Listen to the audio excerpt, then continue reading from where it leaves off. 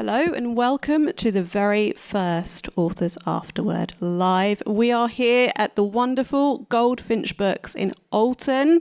This is a relatively new indie store. It's amazing. It has a great community. Can you all hear me? Brilliant. And it has a bar, it has cake, it has workshops, it has writing groups, it has book groups. Oh my goodness, massive book group. It is wonderful here. And so we're here with our live audience. Can I get everyone to say hello? Because we are recording. Awesome. Thank you.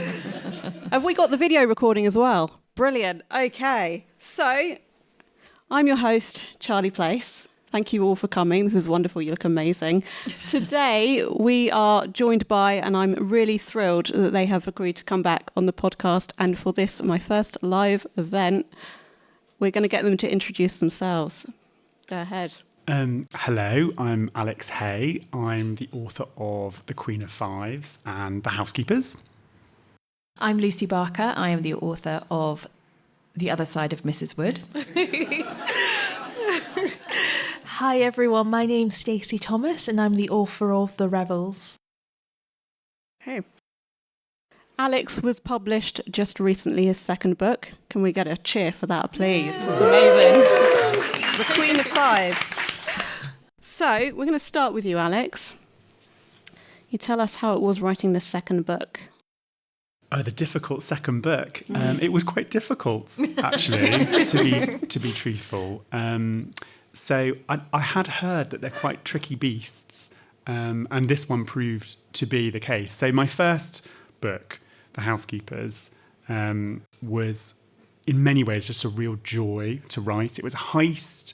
It had a sort of plot structure that worked on the page very quickly. And when I came to start book two, I had so enjoyed that kind of classic caper framework that I wanted to try it again. And I decided to try con rather than a heist. And naively, I thought if I sort of followed the same planning process that I had with my first book, everything would just fall into beautiful place. And it did not prove to be the case at all. My plan was a bonfire, and so were the first 10,000 words, and so were the 10,000 words after that. So there was a lot of throwing things out the window, almost myself, and starting over. And interestingly, I think out of all of that, I learned that it's sort of only through writing books and repeating the process and rinsing and repeating again that you start to work out that you do have the stamina for it. You can see it through to the end. And before we started recording, I was saying to Charlie, looking at the book in front of me now, I feel this sort of sense of relief and bewilderment that we actually got here. It's actually over the line. So yeah, it was a journey and challenging and head scratching in equal measure, but we made it. Woohoo. Brilliant. Well, so I've got down here something we talked about before. You've got your character Hepzibah from your first book. And you said when we last spoke, you had to cut a lot of it and used it for book two, which we have now. Has this happened?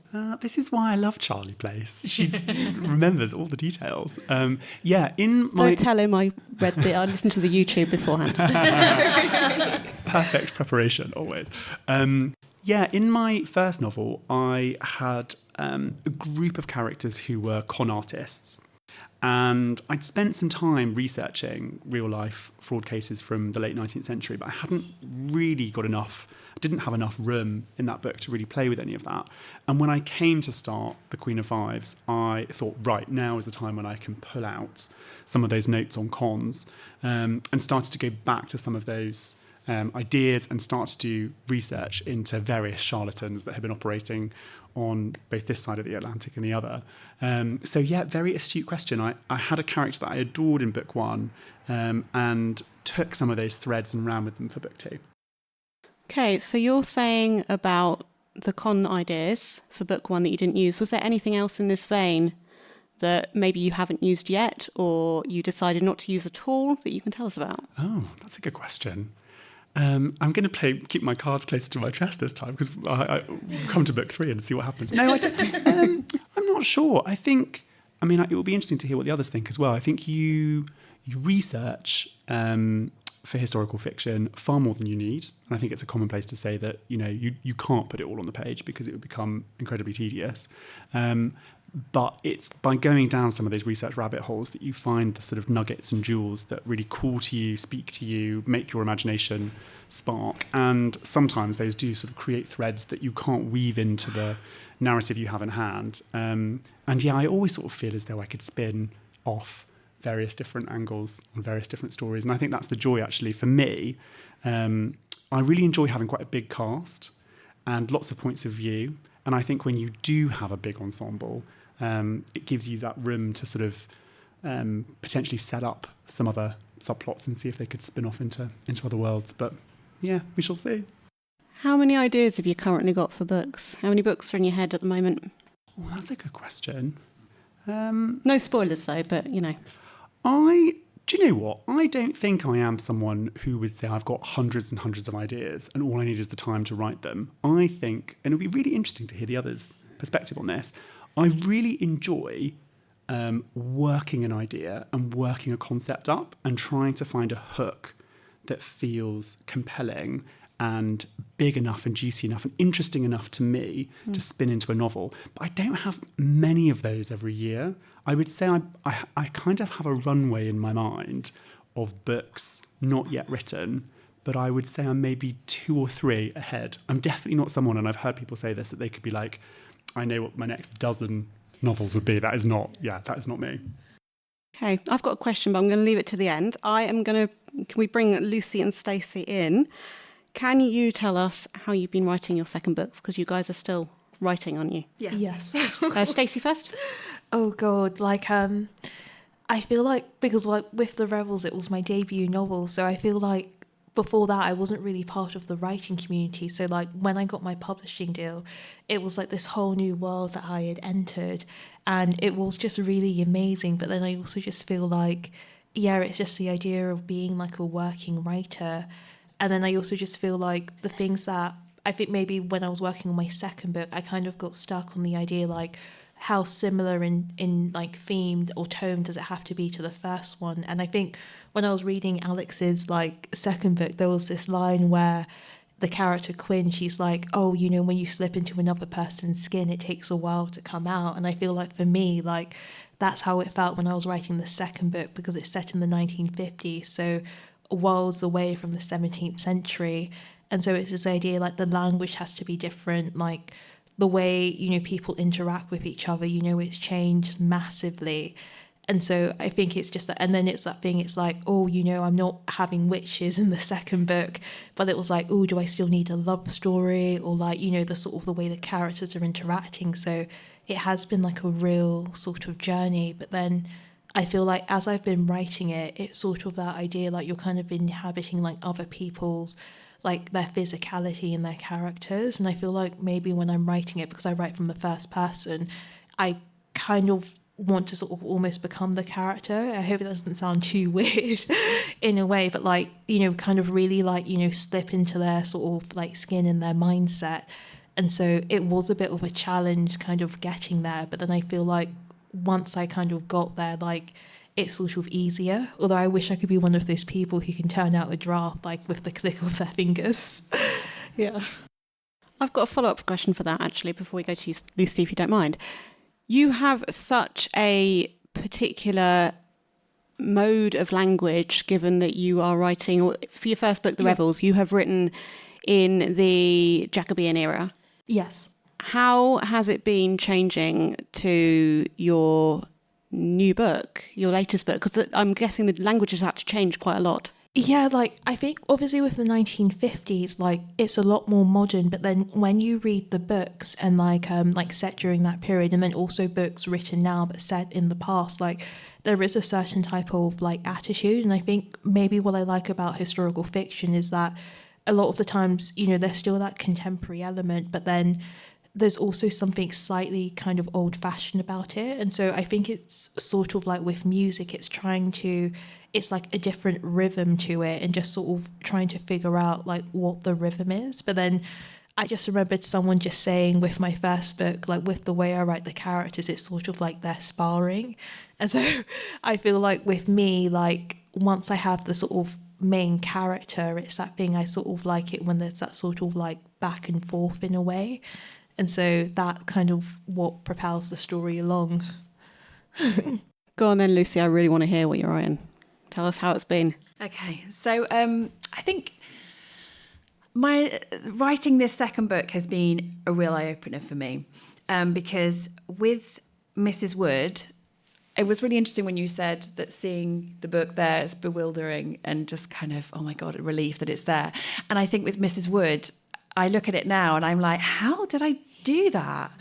Because, but then I forget that, that's an idea that was marinating for a while, and I wrote sometimes and I didn't write other times, and then I got a publishing deal, and then I had a second book expected, and I had a year to write it, whereas like Mrs. Wood was 3 years of like ambling around. And the thing that I found really interesting was something that you were talking about getting into the skin.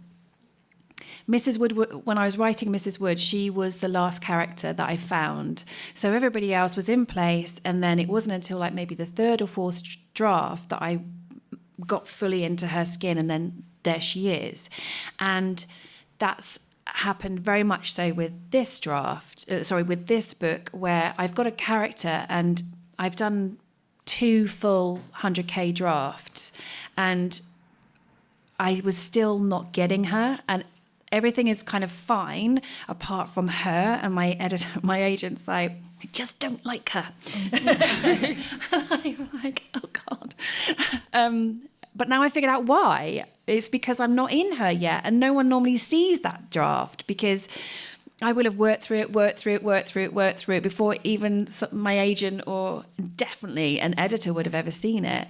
So it's about understanding that there is still a process, even though there is a deadline. And so now we're all right. But yeah, it's been and also it's interesting when you're asking about ideas and how you have ideas, and ideas have always been the thing that I really struggled with. And when I was little, I always used to say to my mum, "Oh, can you just tell me what to write? As in, give me a first sentence or give me an idea, and then I can go." So I find it really difficult coming up with. It's people that I find first. Like, I'm obsessed with Ancestry. I'm on Ancestry. Like, it's my social media. I'm on Ancestry.com like 4 hours a day or something, and I find the stories that I find on there really fascinating, and then I have to build a story around them, and that's what I'm doing with book 2. So I wish that I was kind of. You've got like 2 or 3 books down the line. When you said that, my blood went cold. It's like, shit, I've got another book to write after this one. But yeah, it's interesting that I know we've talked about it before, that when I read The Other Side of Mrs. Wood, I felt that your characters were the most important thing to you. They are. Yeah. And just hearing you speak here, it just really cements that. Yeah. Yeah, no, my characters are everything to me. And I think that's when I was younger and when I was writing, that's all I just wanted to create people. I didn't, and I think that's why the plot is always really a struggle for me, because all I want to do is just create those people and then just shove them in a room and then just see what happens. But you have to have an arc. So it starts with characters for you, Lucy. Yeah. Alex and Stacey, what about you two? I feel like it's a mixture of both. Like, I think for me, like, sometimes I'm more interested in systems because, the first book was witch hunting, so I was very much interested in the system behind that. And then with the second book, it's something completely different. But then I feel like I remember a writer saying that, I really seem drawn to the sort of system and business side of it in a way. And then I feel like I sort of try to see how the world works, and then, I sort of look at the people who are inhabiting it, and like, I feel like with the characters, I'm usually drawn to the people who are sort of on the periphery of those worlds, and then wondering like, why are you here in a way, and that's kind of my way in. But then I think like with Lucy, it's that thing. It's like I get really invested in the characters, but then it's the arc that trips me up, and it's probably why I spend so much time like on a draft trying to figure out the story. And I think for me, it's a sort of blend of setting and a plot structure. And actually place does come first for me. So for this book, for The Queen of Fives, I knew I wanted to write a Victorian con. And the lure to me was I sort of wanted to write my own love letter to late Victorian sensation fiction. So, you know, in my teens, I loved books like The Woman in White. You know, I loved Dr. Jekyll and Mr. Hyde. That sort of foggy streets, gaslight, all those vibes, all those quite high Victorian, high Gothic vibes, I really, really love. So I wanted to sort of take some of that, and I usually also start with a house. And in this case, I had two houses. One was in Spitalfields, and I could sort of see it in my mind's eye, a former silkweaver's mansion, and living in it was London's premier con woman, a sort of queen of her own criminal court, with her own quite eccentric household around her. And then on the other side, opposite side of town, I wanted to sort of play with Berkeley Square and conjured a sort of big, blood red, weird, opulent, gorgeous but gross mansion that sort of squatted hugely on the north side of the square. And in both those cases, I really like starting there because then it's like sort of opening the book out like a doll's house and starting to sort of look for who's inside. And once I am looking at who's inside, I'm totally, like you, Lucy, actually then character is sort of everything. And you go down loads and loads of rabbit holes on each of the sort of psychological layers of your characters, and you have to then sort of pull it back into something that's coherent and has, as you say, has an arc and has a story. Yeah. But that's my way in. It's sort of, I'll know there's a sort of plot structure I want to play with, and then I need to find a place for it, and then I just dive in and see what's there. You did a lot of research on Spitalfields, didn't you? You went round, and can you tell us more about your research there? Yeah, well, I mean, Lucy and I spoke, I think probably 18 months ago, about the Charles Booth poverty maps. I know you're obsessed with those. A big fan like me. So for anyone who doesn't know, Charles Booth was, I think, a Liverpudlian born probably in the 1840s. Oh God, you know even more than me. I'm turning to the Victorian expert. And I think like lots of sort of business people and philanthropists in the 19th century, he was really obsessed with and interested in urban poverty. And he'd embarked on this huge project to effectively map street by street London.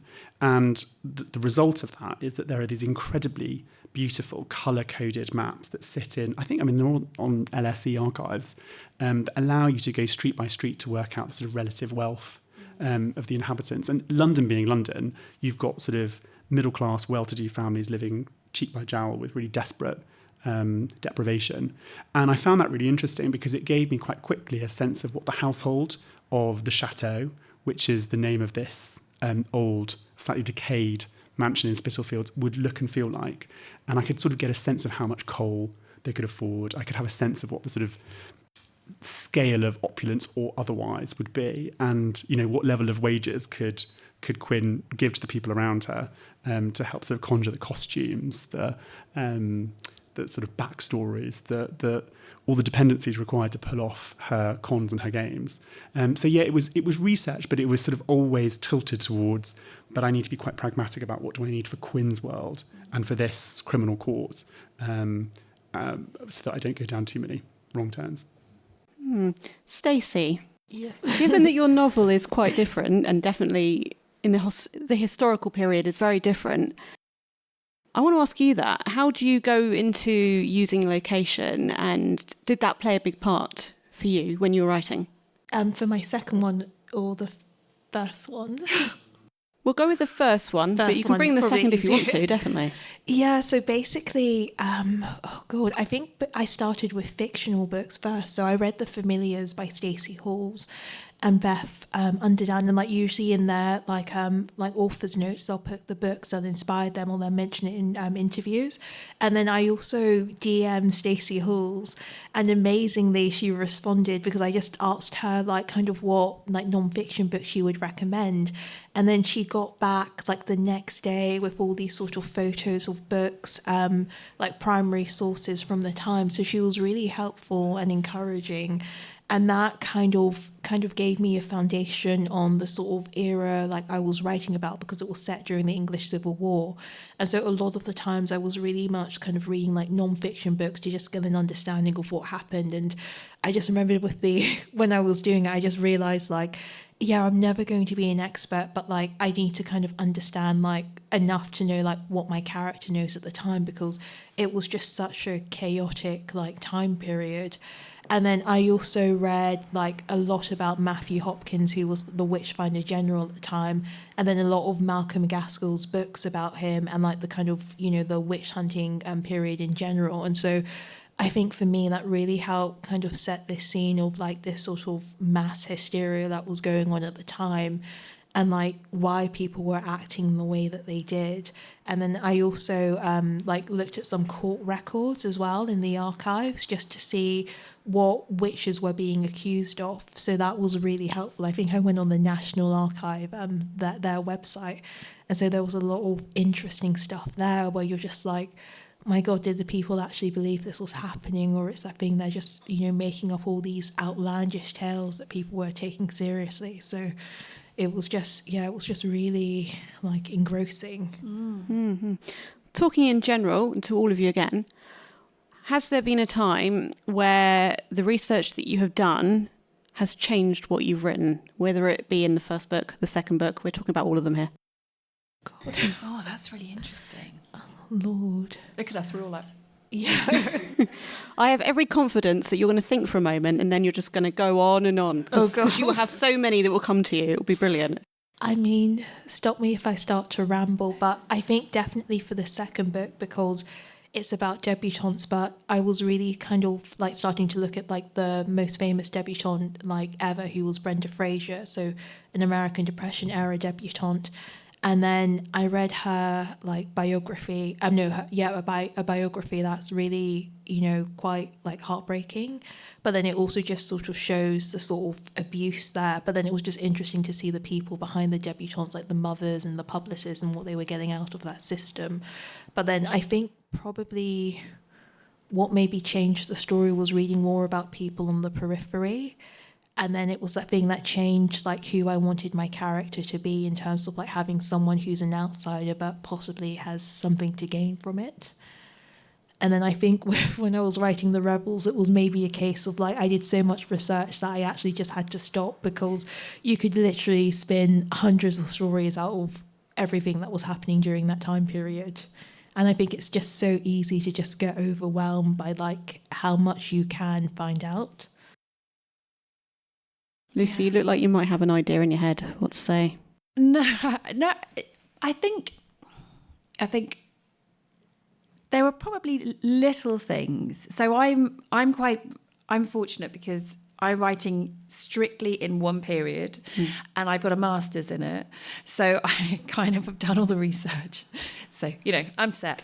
But but so it's the little things, and actually it's so it was things like realising that when Mrs. Wood first comes to London has to happen at a certain point. And then it's more about the backstory. So it's more about kind of, I had to, because of the birth of spiritualism kind of is really from the sisters in America, the Fox sisters.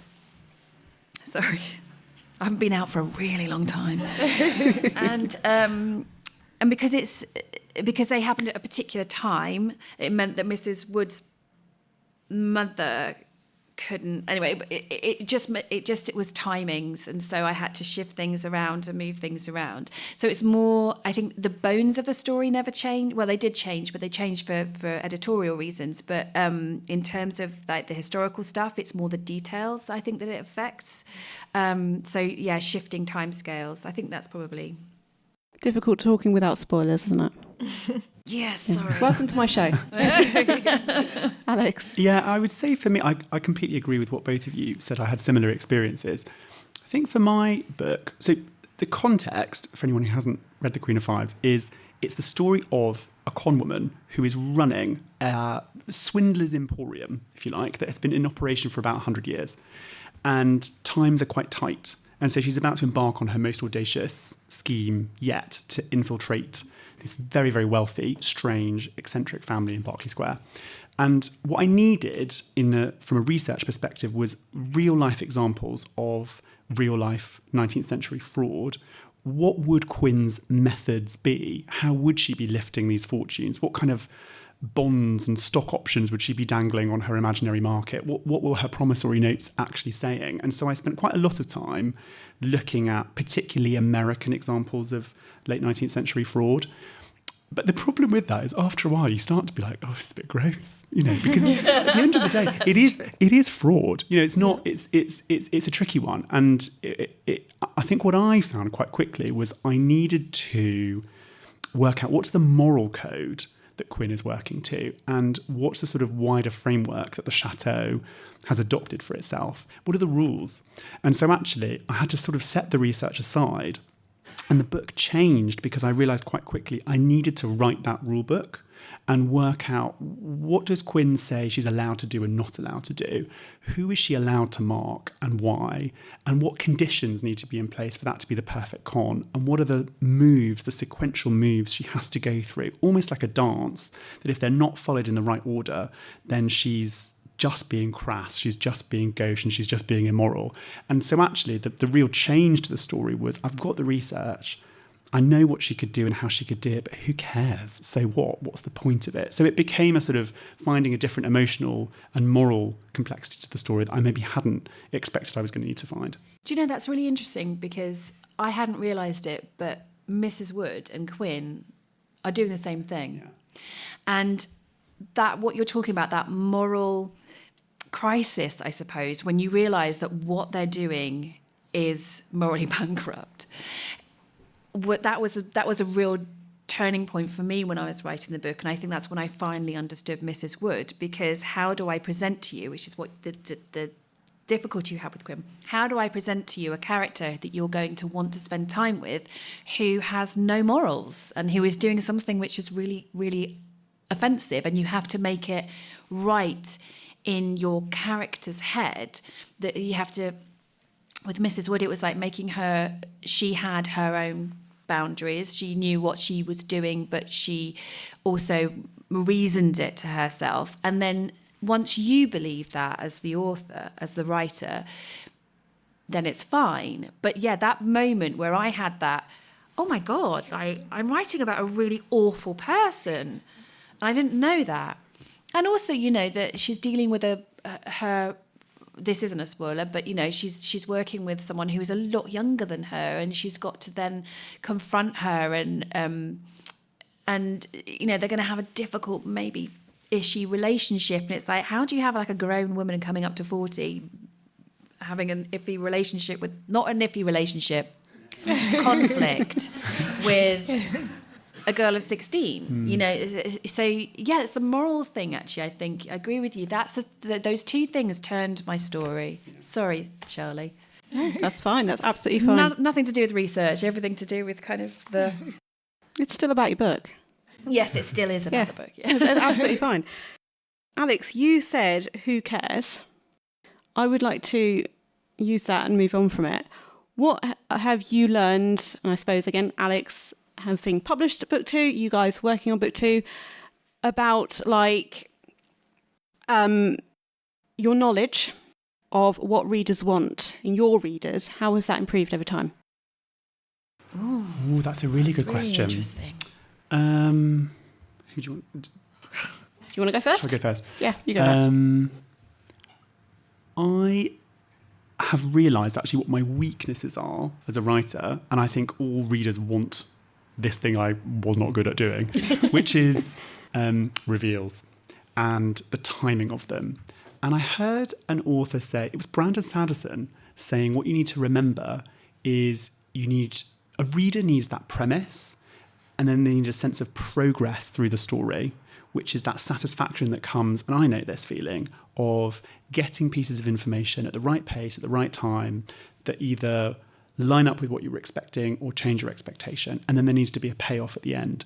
And actually, I really have realised if you hold those things in mind, all these very complicated story structures and 3-act structures and 55-act structures all start to melt away.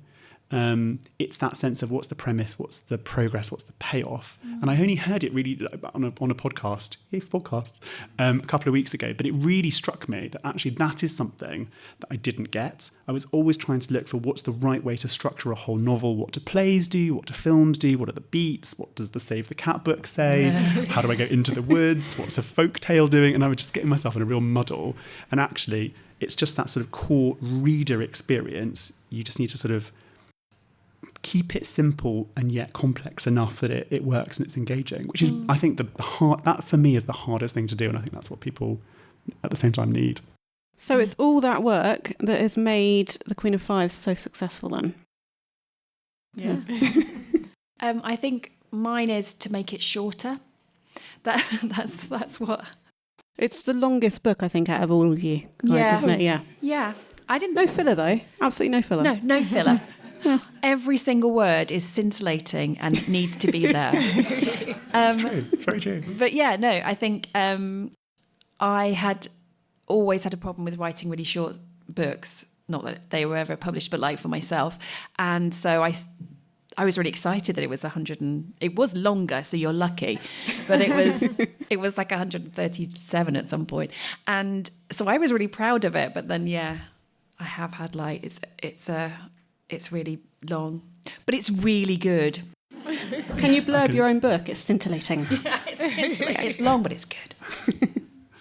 Oh God, I feel like with me, it's like sometimes I like my characters to be a mystery, and so when I was going through edits with my agent and my editor, and then even when I was doing the Curtis Brown course, which I highly recommend, I just remember the feedback I got was just sort of like, you don't have to have the characters wear their hearts on their sleeves, but like give the reader enough so that they feel connected to the character and that they want to follow them through the journey of the book. And then I think to maybe bring it back to like historical research as well, like I think the thing I have to tell myself every time is that people are people, like no matter what century they live in. And so with that, I think especially with the second book, it's like try not to wear my research like too kind of like heavily, and like creating this historical setting, but then giving the characters room to sort of breathe.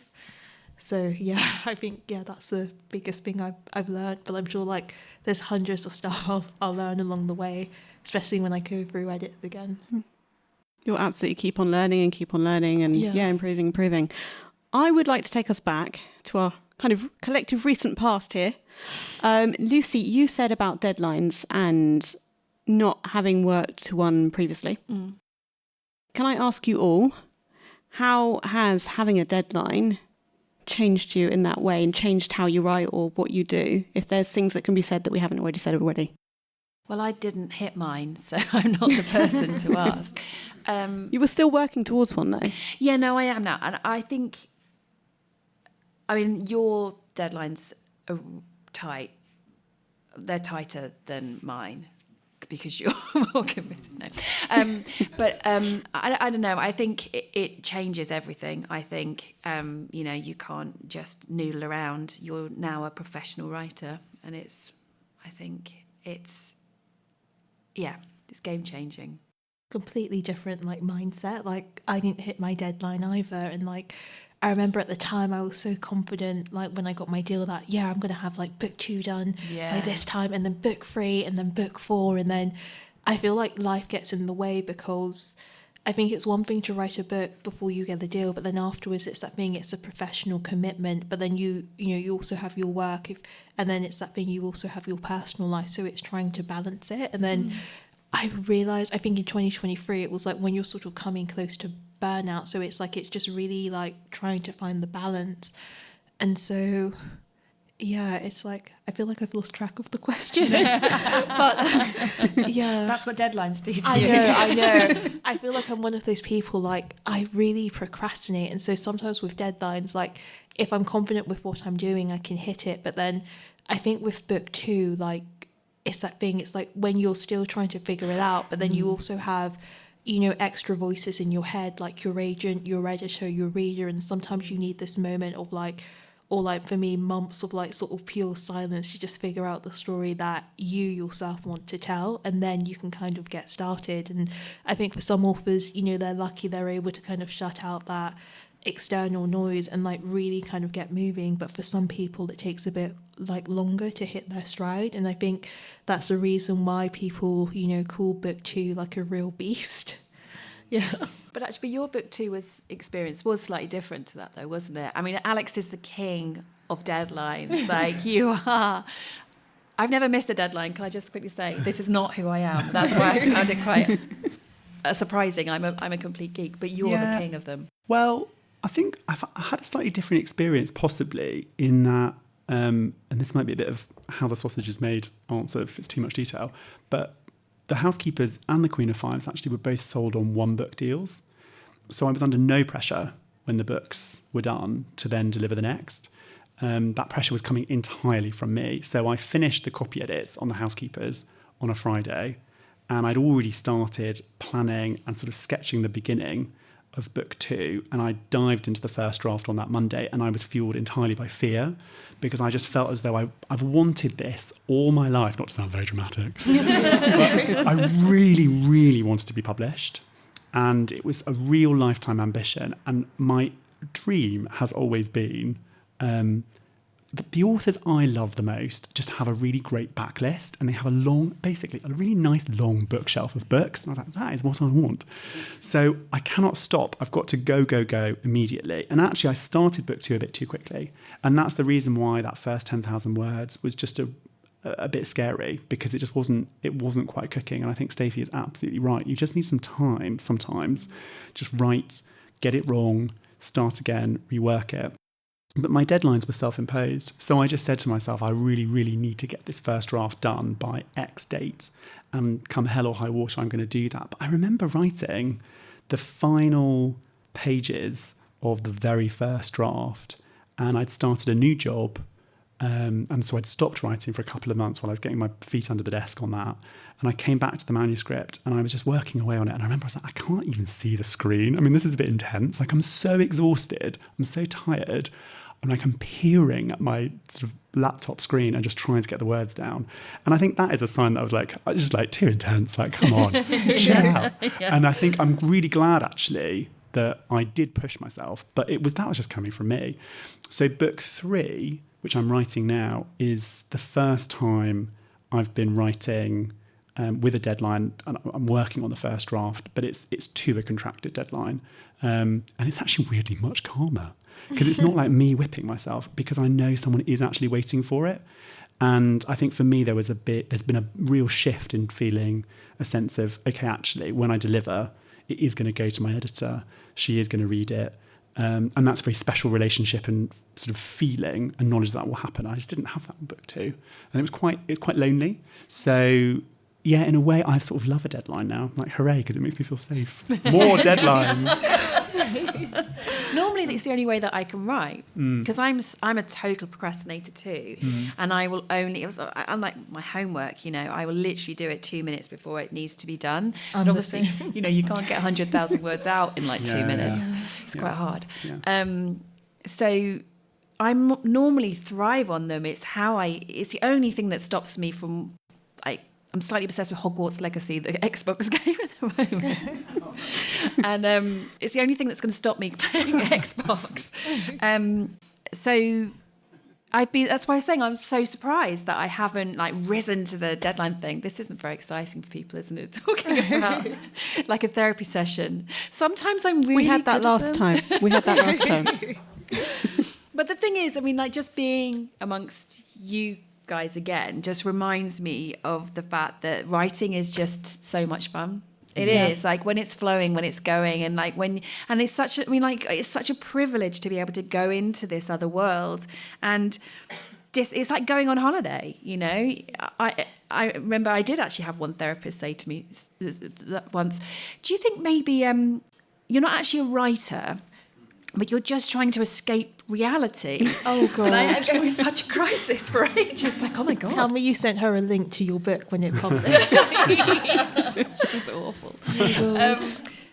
But no, but I am. I think we're all escape artists. I think, that's what's so wonderful. Like, we're as much readers as we are writers. And, when you find that book and you get into it and you can't not get out of it again. Oh, I love that. And it's the same when you're writing it, you put on your character, and then off you go.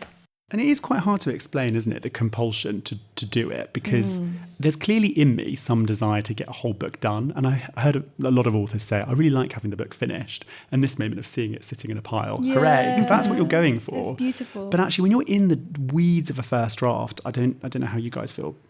I actually find that really hard when there's nothing there, especially when you're working without a plan. You're just really flying by the seat of your pants. And it's just the discipline of, okay, I don't really know what's going to happen in this scene. I'm just going to keep typing. Oh, I love that. And you're just typing. Yeah. And it's there are days when you're right. It's like writing a novel is like going for a really long run every single day. And some days it's great and the pavement is flying away beneath your feet. And some days it hurts and you have to stop and you feel guilty and you can't quite predict what day it's going to be. But for whatever reason, you put your shoes on and go again the next day for some weird compulsive need to. Having never run in my entire life. I think... No, I was just going to say, I agree with what you've just said. And, I remember a Margaret Atwood quote, I've got it on a notebook saying, blank pages fill me with terror. And, sometimes that's how I feel, whenever I have a new draft, because it's that thing, it's I think when you're just really struggling and it's not good, or, you have something and it's okay, but then you can get something better, but then it's that thing you're trying to get to where you want it to be. And, I think that's the hardest when you're trying to push through. And then, like you said, when you are on a roll and everything's flowing and it just feels quite magical when you just feel all the stuff coming together. And I just wish sometimes the whole writing process would be like that all the time. But then, you do appreciate it more when you've had to really work to get to that bit. Because, there's that sense of satisfaction. But that thing, though, where you walk into your characters will walk into a room and you know that you need them to get to there at the end of it, but you don't know how they're going to do it.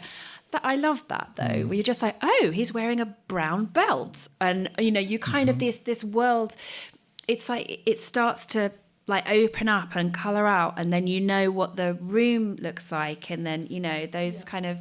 So I really like... I like editing more because the hardest work has been done, but I love those moments of...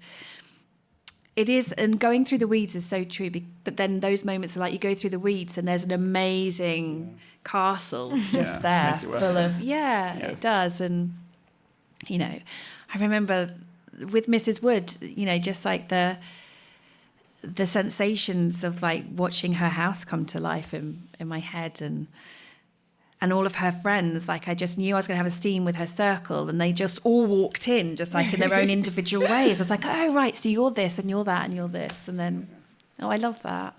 It's like making friends where you don't actually have to leave the house. So, I think this fits in here, especially with your experience now. What do you most enjoy about being an author? Yeah. I feel I enjoy when I get to the end of a draft writing the end, because because it's that thing, it's yes, you've made it after all those months of self-doubt and what feels like torture. And then I feel with you, Lucy, I love the editing process because you have the structure, but then it's sort of I feel sometimes it's my chance to be a smart aleck, because I can go through and be okay, this wasn't right, but this is how I can make it better. And so I feel I'm sort of wagging my finger at the old version of Stacey, just oh, you should have done this in the first place. So yeah, I think I love that. And then just meeting other authors like Lucy and Alex, and realising that there's these wonderful people who are writing all these amazing stories, and then you just feel you're just part of this other world. Yeah, I think that's true. It's I think I said this earlier on. It's you've got permission to be to disappear, but then you've also got permission to connect with other people that get it and understand. But also, I don't know. It's what I always dreamed of being and having, and it's I don't really think about myself as an author, though, yet. I still feel like an absolute fraud. You know? A lot of people say that, though. It's interesting because, I mean, from where I'm sitting, and I think where you guys are sitting too, I'm thinking, how on earth do you not? You're amazing. I feel the same, and it's like, I just remembered when I got my publishing deal, I was so shy about telling people, and then when it was published, like, I still feel shy about it because I feel like I need to wait until book 2 is out, but then probably once that's out, I'll be like, okay, I need to wait until like book 5 has been published, and I can call myself a proper author, so it always feels like there's another hurdle to climb. But then maybe, I don't know, maybe it's that thing, maybe it's good because that way you don't really get complacent and you still, I feel like with me, when I feel like I have something to prove, then it just makes me challenge myself a lot more, I guess. And also, it's so hard to get published, so I think it's that sense that I don't take it for granted because, you know, not every book you write will be published, so I feel like for me, when it is, it's like, yeah, it's wonderful. I completely agree with that. And actually, I think, Stacey, you have just said for me what is both the best and worst thing about the whole thing, which is when you have written a book and you have a thing that you've produced, you've created it, and it's your imagination on the page and you've put so much of yourself into it. And I don't know about you, but I get a real tangible sense of just joy holding it. I always like hold it, like hooray you, good for you. Not myself, the book. But at the same time, that means then instantly you do move your goalposts, because if you are the kind of person who wants to sort of generate something and make something, then of course you then want to make the next thing. And you're always thinking about, okay, what's a structure I haven't tried? What's a narration I could do that would be really scary for me? How do I do first person this time? What's a different setting? What if I do a different time period? And then I think that's a really creative and energizing journey. The risky thing is then you start going down the road of what does the market need and want and expect? How do I mold towards it? Am I okay? Am I good enough? How am I comparing? What are my sales figures? And all that stuff I think is inevitable. And I think actually I heard someone say there's writer you and there's author you. Author you is the person who meets your deadlines, who or doesn't, or negotiates them very professionally, who emails your editor and your publicist and is professional and easy and nice to deal with. Author you is the person who comes out and talks about the book, and author you is someone who builds an ecosystem of friends and peers and colleagues and a real sense of community. But writer you is still you. It's the sort of child you. It's the inner you, and you need to keep listening to that voice and putting that voice on the page, and that's quite exposing, quite scary, and quite weird. But that's what you're doing actually at the keyboard, at your laptop. It's your brain, your fingers, your screen, and you. And I think actually that's the most wonderful thing is when you do start doing it professionally. There are moments where you're like, oh, I'm a real round peg in a round hole at this moment. This is what I'm supposed to be doing with my time. And there's nothing like that feeling. But it comes with fear. So it's the best and worst thing. Yeah. I agree. Yeah. That's fascinating and really wonderful. Yeah, it's a really interesting insight. So, yeah, I'm going to bring this in here. And if we end up talking about your next books, then cool, okay. And we'll go back to another question or whatever. So, Alex, you said about point of views. Lucy, I believe you have... I've got to check my notes here. So, yes, you have written in third person. Yeah. And also with your newspapers and your columns and things with Mrs. Wood, you have written effectively in the first person. Yeah.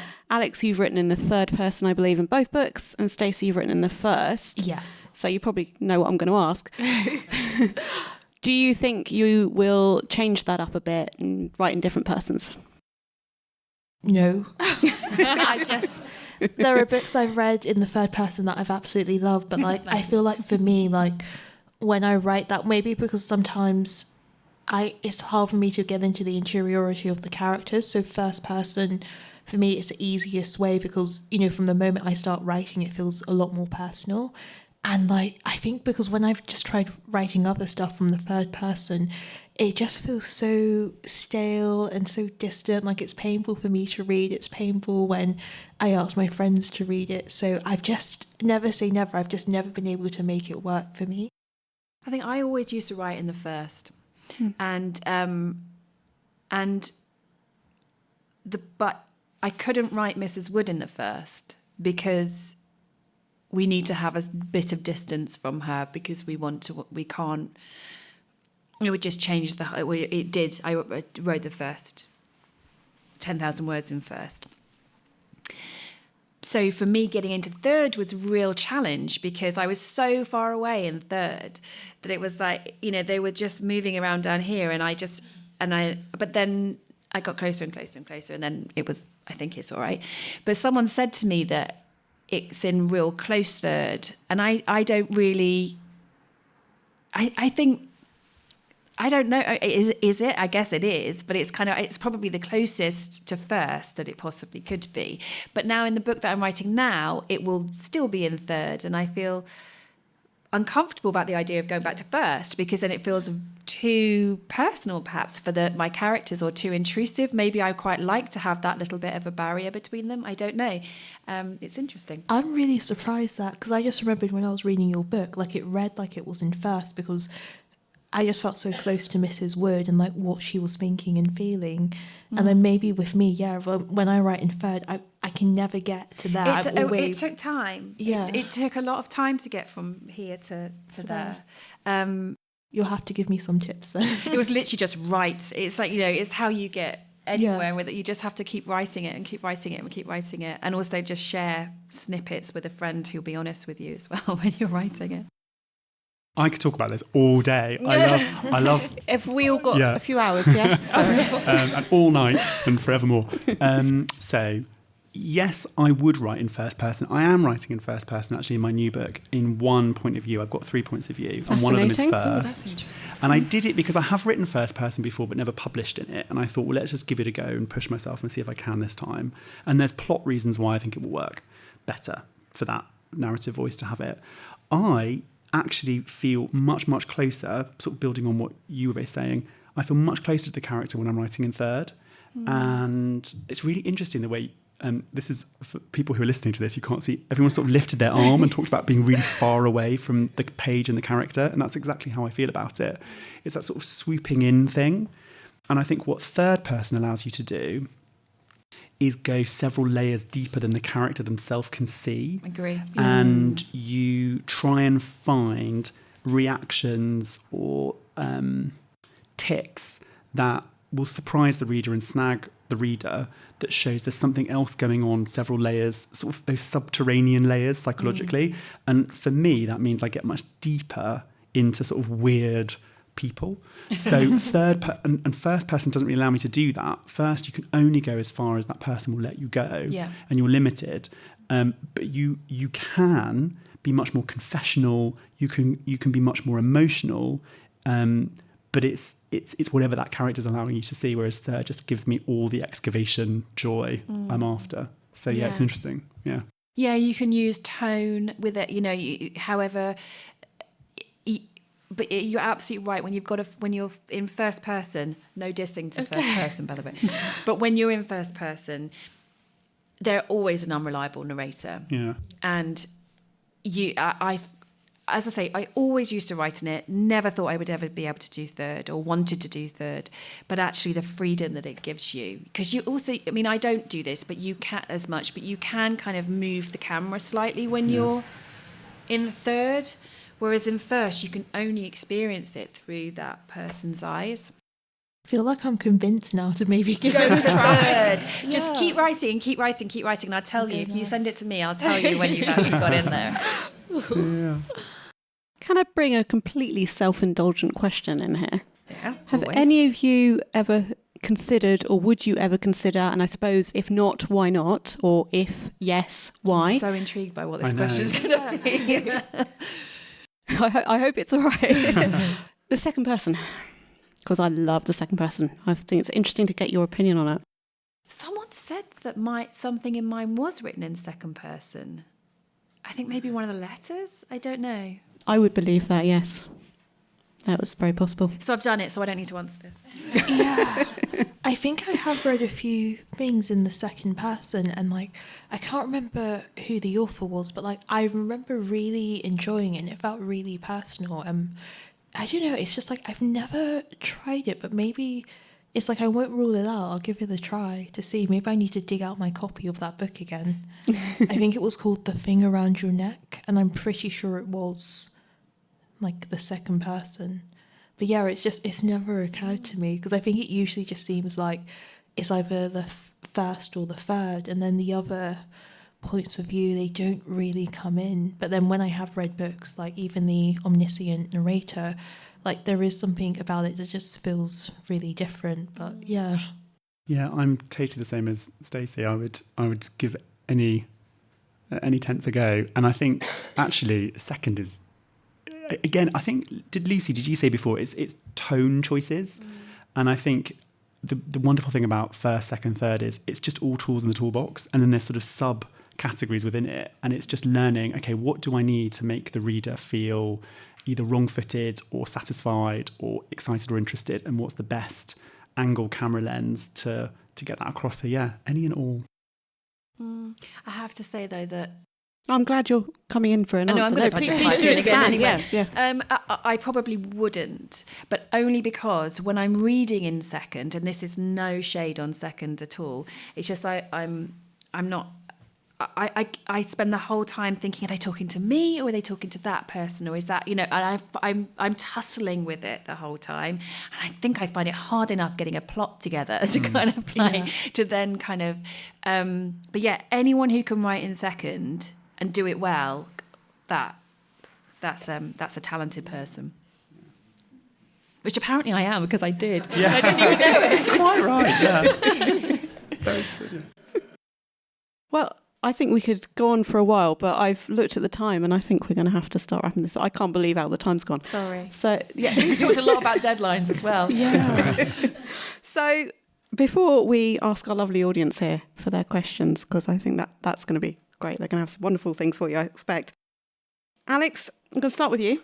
You've done 24 hours in the housekeeper. I've wanted to ask this question for a year, so please, I've been looking forward to asking this. 24 hours in the housekeepers. 5 days you've done in the Queen of Fives. Where do you go to next? Ooh. Well, the housekeepers, there's a couple of timelines going on there. True. I'm not done with it. I'm not done with 24 hours. I love a really tight timeline. And the biggest stretch for me in the future will be to do something multi-generational, like huge, many decades, epic. Yeah, that's for book 4. Come on. But yeah, no, I like a really tight timeline. So I will stay in that zone. Okay. And so on that basis, then I'm going to bring it back to book 3. What can you tell us at this point?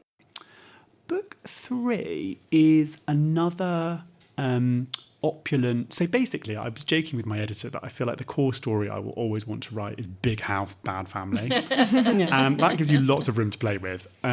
So it's another big, opulent building with a large and complicated cast within it, and a definitely dark mystery at the heart of the plot. And I am spinning, peeling, unpeeling, finding my way into that as we speak. Fascinating. Stacey? Yes. How are your debutantes doing? They're doing well. I feel like, yeah, I was sort of lost in like just all the research because so much has come up. So I won't spoil it, but debutantes and also Marjorie Anningham, if you can believe it as well, because she had something to do with them too. So yeah, so exciting things I've dug out of the archives that, yeah, I'm weaving into the story. Lucy, I think we've got a particular year for you, haven't we? 1908? Yep. What else can you tell us? 5 days in August 1908,